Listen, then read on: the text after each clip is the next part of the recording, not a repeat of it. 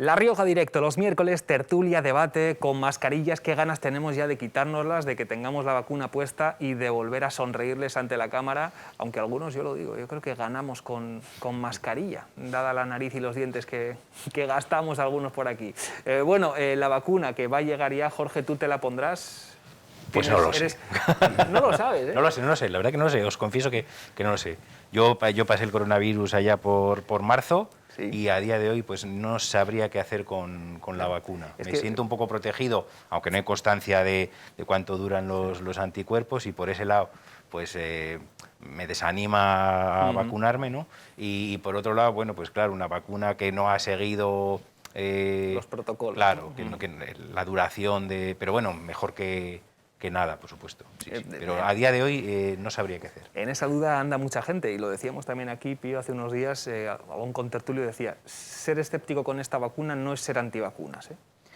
No, hombre, pues, por supuesto que no. Entre otras cosas porque, como decía Jorge, en esta se han acortado mucho los plazos de prueba. Ahora, yo sí que mantengo confianza en las instituciones que de momento se han demostrado serias, como la Agencia Europea del Medicamento o la Agencia Española del Medicamento, que son las que tienen en última instancia que validar, ¿no?, estas vacunas.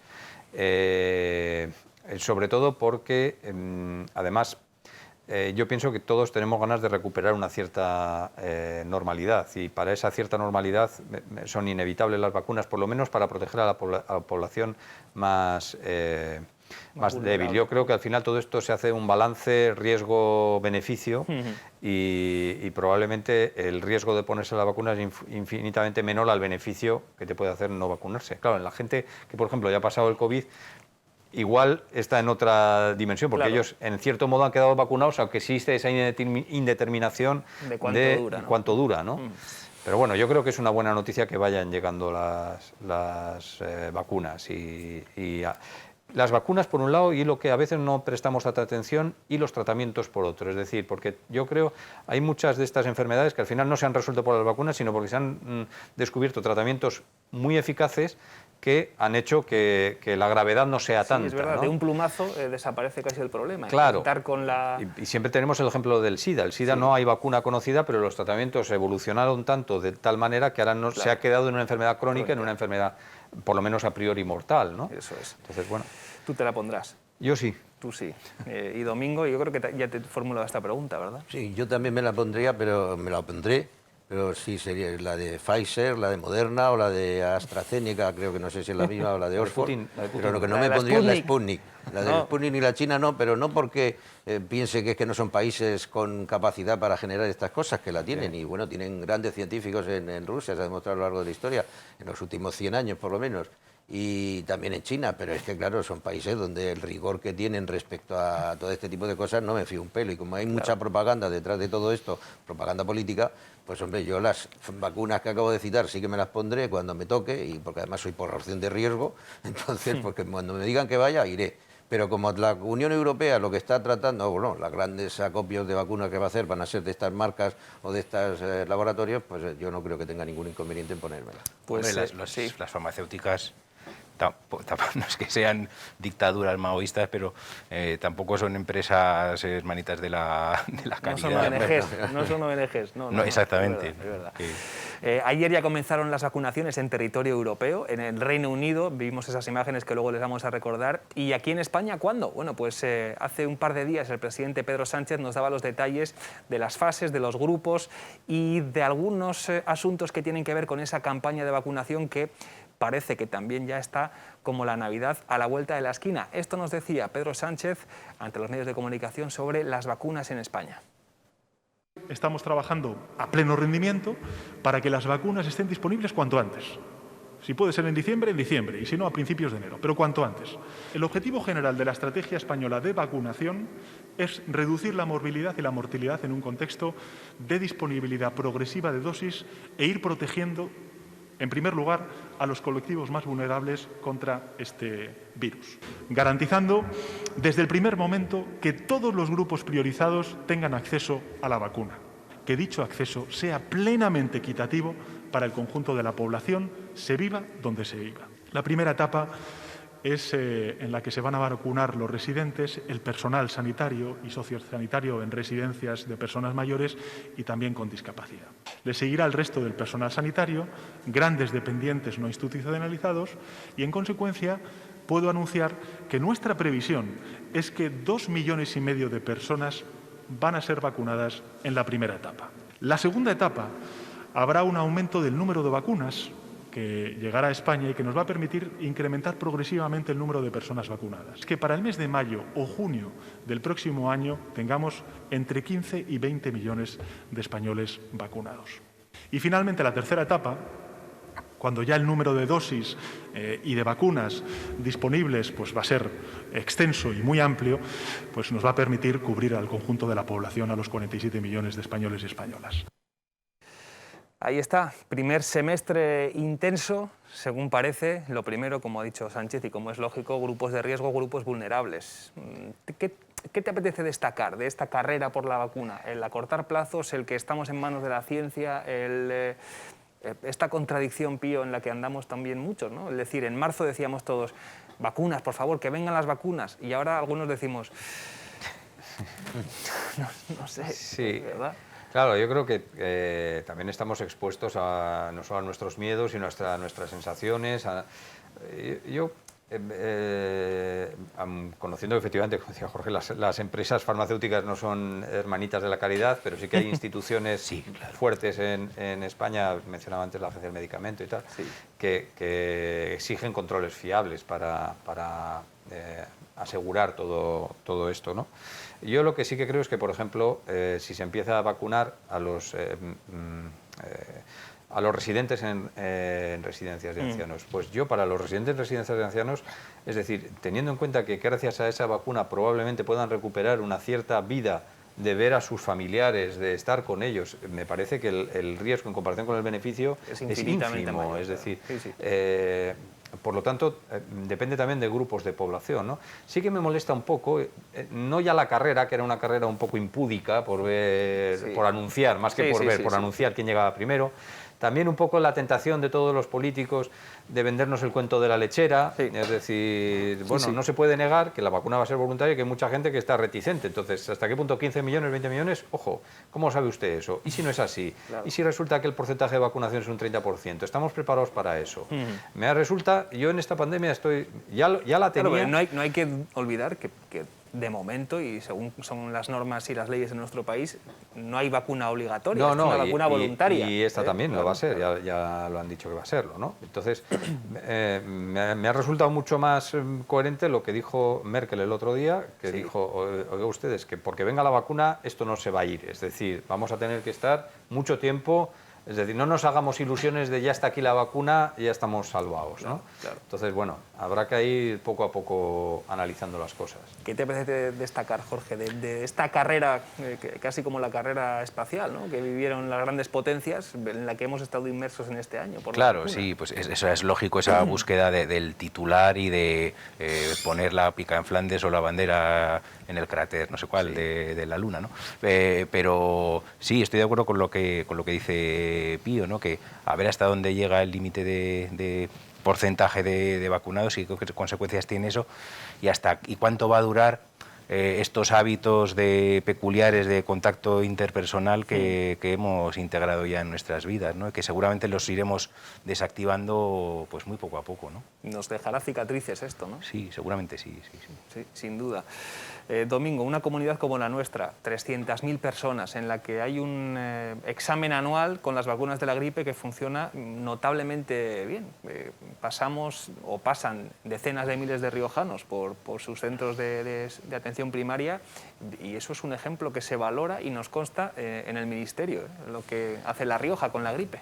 Yo, en primer lugar, quiero decir una cosa, que es que ha habido un tiempo, sobre todo últimamente, en el que se ha vuelto a decir que no teníamos la mejor sanidad del mundo. Bueno, a mí lo de ser la mejor o la primera o la segunda me da lo mismo. Lo que sí tenemos y seguimos teniendo es una muy buena sanidad, que se ha visto desbordada por una situación absolutamente anómala e imprevista y que nadie podía pensar que esto podía llegar a suceder en una sociedad tan avanzada como la que vivimos. Por lo tanto, en ese sentido sigo defendiendo la sanidad que tenemos, que tenemos y que seguiremos teniendo. ¿Que hay que mejorarla y que hay que darle más medios? Pues probablemente, pero bueno, para eso están los expertos. Cuando salen los de las mareas blancas, con todo el derecho del mundo por otra parte, a protestar diciendo que tenemos mala sanidad, yo creo que se equivocan. A mí me parece que lo que hay que exigir es, bueno, pues que se mejoren a lo mejor las urgencias o que se mejoren cosas de este tipo, pero bueno. Respecto al tema de Pedro Sánchez, bueno, no sé, ya es que como llega un momento que esto es como que viene el lobo, nos ha mentido tanto que, en fin, que no sé si esto será más otro acto de propaganda y realmente cuando llegue la hora de las vacunas, pues ya veremos cómo se organiza, porque si al final creo que dijo, no sé si 17.000 puntos de vacunación y son, dicho así en números redondos, 17.000 centros de salud. Claro. Por lo tanto, es lo mismo que se está haciendo con la vacunación de la gripe y que se ha hecho muy bien y que se sigue haciendo muy bien y que no todo el mundo se vacuna, pero que está ofrecido a todo el mundo. Incluso este año han mandado un SMS a tu móvil en el que te daban una hora de cita y un día y llegabas allí y efectivamente te vacunaban. Este año yo creo que hubo mayor demanda que nunca en la vacuna de la gripe. Pues probablemente. Yo soy uno de los que no se vacunaba habitualmente porque cruzo los dedos, no he tenido gripes prácticamente nunca, pero bueno, este año pues me vacuné porque era un acto de prudencia, porque además dicen que de alguna manera, no te digo que te proteja del coronavirus, pero de alguna manera sí que te prepara el cuerpo para otras posibles cosas, ¿no? Por tanto, insisto, yo creo que lo de la sanidad está capacitada para asumir la vacunación de esto. Las vacunas, por lo menos una de ellas, tiene unas condiciones de transporte y de conservación muy complicadas, y lo que no sé si esto, como estoy viendo en Inglaterra, como estoy viendo a lo mejor en Francia o en otros sitios que hayan hecho acopio y compras de ese material de frigoríficos o de elementos de enfriamiento para poder mantener las vacunas en las condiciones adecuadas, aquí no he oído nada de ello. Y como además tengo una mala opinión respecto a cómo se han hecho las compras del material sanitario durante el inicio de la pandemia y un mundo muy oscuro del que todavía no hemos llegado a saber nada y que no sé si, afortunadamente por otra parte, la prensa logrará algún día descubrir lo que ha habido detrás de esos contratos. Ayer leí algo de un empresario chino en la Comunidad Valenciana, que era el preferido de todos estos, que vivía, no sé si en Concentaina o alguna localidad de esta, y que ahora está, pues de alguna manera, investigándose porque era también una situación extraña en cómo se hicieron las compras. Y como ya es que esta sociedad que vivimos, no digo la española, en general el mundo occidental y civilizado, lo de las comisiones y las corrupciones son tan habituales, pues a mí todo esto sí que me crea más desconfianza que evidentemente ese comentario que he hecho al principio de que no tenemos la mejor sanidad del mundo. Tenemos una gran sanidad, que me da lo mismo si es la primera o la segunda, pero es una sanidad que nos atiende maravillosamente. Ese parece que va a ser Pío, ¿no? El modelo a seguir, las campañas de vacunación de gripe en La Rioja hasta 60.000-70.000 personas llegan a pasar por ahí. En todo el conjunto del país, pues es un modelo que parece que funciona. Como dice Domingo, con las dificultades añadidas de conservación y transporte de estas vacunas. Sí, hay una que tiene muchas dificultades de transporte y de conservación, no recuerdo la cual, que es la que tiene que estar Pfizer a 70 grados bajo cero, alguna barbaridad de estas. Y hay otras que son más fáciles de transportar, de manejar, no sé si la de Moderna me parece que es. Bueno, el caso es que va a haber un surtido de vacunas de diferentes tipos, ¿no? Supongo que los técnicos o los científicos determinarán qué vacunas, porque no todas tienen el mismo proceso, unas son proteínas, otras, es decir, que no todas son lo mismo. Eso es, y entonces supongo que también habrá, digamos, tipos de población adecuada para cada tipo de vacuna, supongo, ¿no? Entonces, yo en principio tiendo a confiar en que se hará bien, si luego no se hace bien, pues ya pediremos cuentas, claro, ¿no? Pero... Terminamos ya este capítulo, Jorge, con una reflexión.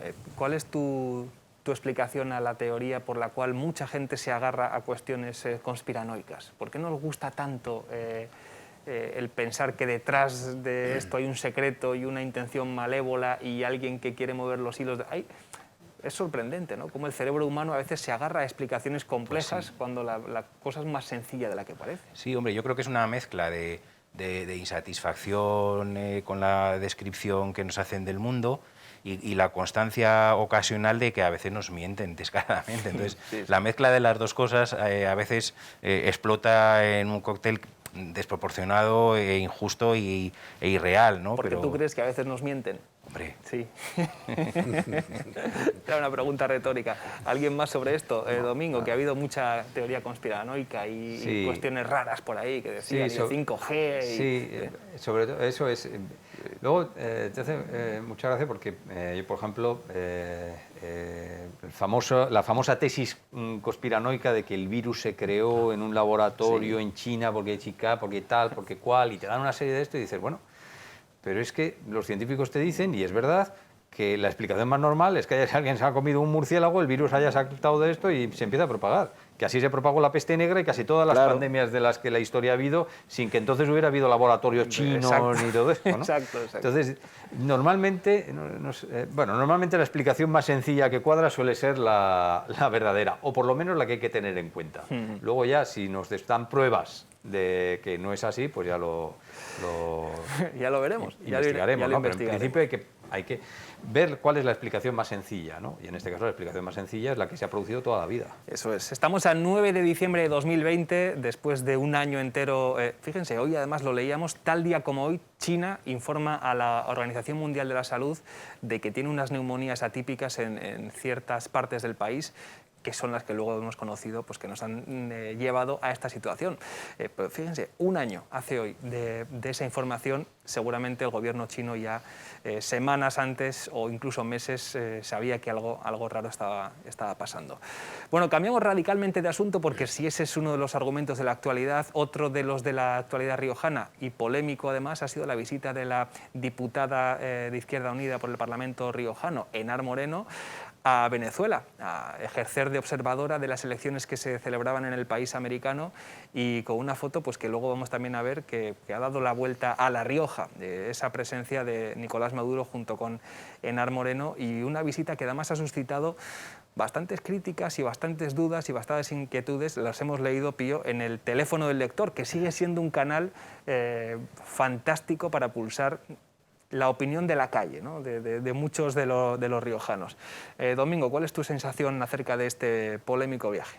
Bueno, aparte del trato personal que tenemos con Henar Moreno, que ha sido contertulia de esta misma casa y en la que hemos coincidido en numerosas ocasiones, su posición ideológica es absolutamente respetable y yo no tengo nada que decir sobre ella. Yo no la comparto, evidentemente, pero no es su posición ideológica y en un país libre como el que vivimos, pues tiene todo el derecho del mundo a tenerlo. Ahora, yo creo que esto es un error desde el punto de vista de defensa de lo que de alguna manera ella yo creo que defiende y defiende su ideología, como la defienden otras ideologías, las ideologías decentes. Es el que sea un país democrático, que las elecciones sean limpias, que sea un régimen que no haga todas las barbaridades que está haciendo y que digan que el que no vota no come, que lo ha dicho el Diosdado Cabello, este elemento que es un narcotraficante en definitiva, metido a política o de político a pasar a narcotraficante. Entonces, a mí todo esto me parece mal.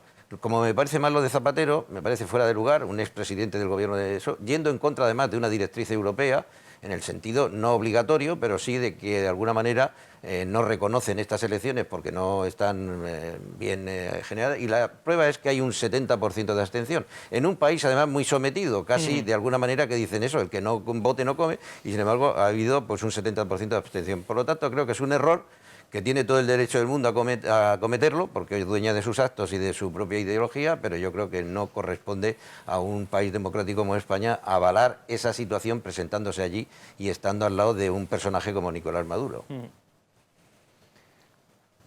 Sí, Jorge. Sí, las elecciones en Venezuela llevan estando adulteradísimas ya desde las últimas de Chávez, que hizo una ingeniería de reconstruir a cada elección incluso los distritos electorales para asegurar que unas elecciones más o menos limpias asegurasen la victoria del partido en el poder, ¿no? Operaciones que, por cierto, se realizan también en Estados Unidos, con distritos absolutamente fantásticos, con unos dibujos rarísimos para efectivamente conseguir las mayorías que se buscan. Sí. De las elecciones de Estados Unidos hablamos hace poco y, en fin, o sea, hay muchos elementos de las elecciones norteamericanas, así como en otros aspectos de la organización de la democracia hay mucho que admirar. En cuanto a la organización de las elecciones, bueno, hay muchas cosas que en Europa, de votos. Que en Europa no serían inconcebibles, ¿no? Recuerdo estar aquí en noches electorales con prácticamente todos vosotros e ir conociendo los escrutinios en la misma noche, lo cual en Estados Unidos no sucede. Volviendo a Venezuela. Sí, y yo creo que desde el mundo europeo y el español en particular, pues hay mucha gente que se ve en el dilema del boicot absoluto o intentar colaborar en que haya procesos electorales lo más limpio posibles, ¿no? Yo creo que a día de hoy es muy difícil que en Venezuela haya un proceso electoral limpio, ¿no? Y en esa foto quien más beneficiado sale claramente es Maduro, que puede presentar el aval de observadores independientes y dar carta de limpieza a esas elecciones, ¿no? Hay muchas cosas que decir. Bueno, sobre el viaje de Enar Moreno, bueno, pues es una cosa privada. Sí que es cierto que es privada, pero es la vicepresidenta del Parlamento de La Rioja, aunque fue como privada, pero en ese momento también había pleno del Parlamento de La Rioja. Yo creo que debemos empezar a preguntar también, oiga usted, si tiene usted pleno... ¿Qué prioridades? No ya qué prioridades, es que yo entiendo que los diputados tienen la obligación de estar donde deben estar, en primer lugar. Pero bueno, aparte de eso, ya digo que luego privadamente puede hacer lo que quiera. De lo de Venezuela, yo también creo que la única solución que puede haber es unas elecciones verdaderamente limpias. A veces nos pensamos que la democracia, y ese es un error que se comete últimamente mucho, que la democracia se caracteriza fundamentalmente por el gobierno de la mayoría. Y es eso, que es en parte así, no es toda la democracia, porque la democracia se caracteriza, lo que verdaderamente la define con respecto al resto de regímenes es el respeto por las minorías y la posibilidad añadida de que las minorías en igualdad de condiciones puedan convertirse en mayorías. Eso es lo que no se da en Venezuela. Y hasta que no se dé eso, pues no se puede hablar de democracia. Y hay una reflexión, ahora que hablabas de las elecciones americanas. Yo no considero que la catadura moral, por ejemplo, de Trump sea mejor que la de Maduro.